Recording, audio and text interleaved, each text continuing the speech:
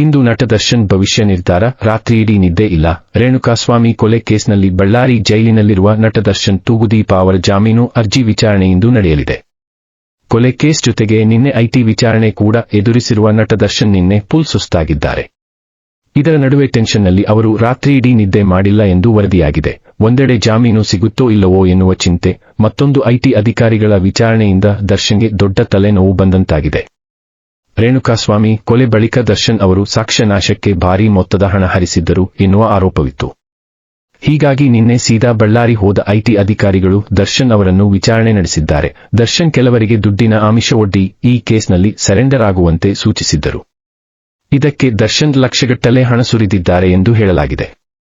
ಈ ಹಣವನ್ನು ಪೊಲೀಸರು ವಶಕ್ಕೆ ಕೂಡ ಪಡೆದಿದ್ದರು. ಹಾಗಾಗಿ ಈ ಹಣದ ಮೂಲ ಮತ್ತು ವರ್ಗಾವಣೆ ಕುರಿತು ಐಟಿ ಅಧಿಕಾರಿಗಳು ವಿಚಾರಣೆ ಕೈಗೆತ್ತಿಕೊಂಡಿದ್ದಾರೆ.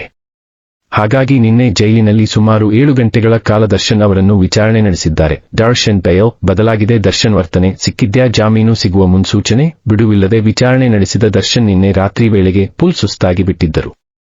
ವಿಚಾರಣೆ ಮುಗೀತಿಲ್ಲ ಅಂತ ನಿಟ್ಟುಸಿರು ಬಿಡುವಷ್ಟರಲ್ಲಿ ನಾಳೆ ಮತ್ತೆ ಜಾಮೀನು ಅರ್ಜಿಯ ವಿಚಾರಣೆ ಇದೆಯಲ್ಲ ಎನ್ನುವ ಮತ್ತೊಂದು ಆತಂಕದಲ್ಲಿ ದರ್ಶನ್ ವಿಲವಿಲ ಒದ್ದಾಡಿದ್ದಾರಂತೆ. ಹಾಗಾಗಿ ನಿನ್ನೆ ರಾತ್ರಿಯಿಡೀ ದರ್ಶನ್ ನಿದ್ದೆ ಮಾಡದೆ ಜಾಗರಣೆಯಲ್ಲೇ ಕಳೆದಿದ್ದಾರೆ ಎನ್ನಲಾಗಿದೆ. ರೇಣುಕಾಸ್ವಾಮಿ ಕೊಲೆ ಕೇಸ್ನಲ್ಲಿ ನಟ ದರ್ಶನ್ ಅವರು ಜೈಲು ಸೇರಿ 100 ದಿನಗಳಿಂದ ಹೆಚ್ಚಾಗಿದೆ. ಬೆಂಗಳೂರಿನ ಪರಪ್ಪನ ಅಗ್ರಹಾರ ಜೈಲಿನಲ್ಲಿದ್ದ ದರ್ಶನ್ ಅವರನ್ನು ಬಳ್ಳಾರಿ ಶಿಫ್ಟ್ ಮಾಡಿದ್ದರಿಂದ 2 ಜೈಲುಗಳಲ್ಲಿ ದರ್ಶನ್ ಬಂಧನದಲ್ಲಿದ್ದರು.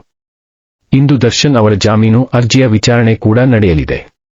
ದರ್ಶನ್ ಪರ ವಕೀಲರು ಸೆಷನ್ಸ್ ಕೋರ್ಟ್ನಲ್ಲೇ ಬೇಲ್ ಸಿಗುತ್ತೆ ಎನ್ನುವ ವಿಶ್ವಾಸದಲ್ಲಿದ್ದಾರೆ. ಮೂಲಗಳ ಪ್ರಕಾರ ಡೆವಿಲ್ ಚಿತ್ರದ ನಿರ್ದೇಶಕ ಸಹ ಬಳ್ಳಾರಿ ಜೈಲಿಗೆ ಬಂದರೂ ನಟ ದರ್ಶನ್ ಅವರನ್ನು ಭೇಟಿಯಾಗಿದ್ದಾರೆ ಎನ್ನಲಾಗಿದೆ.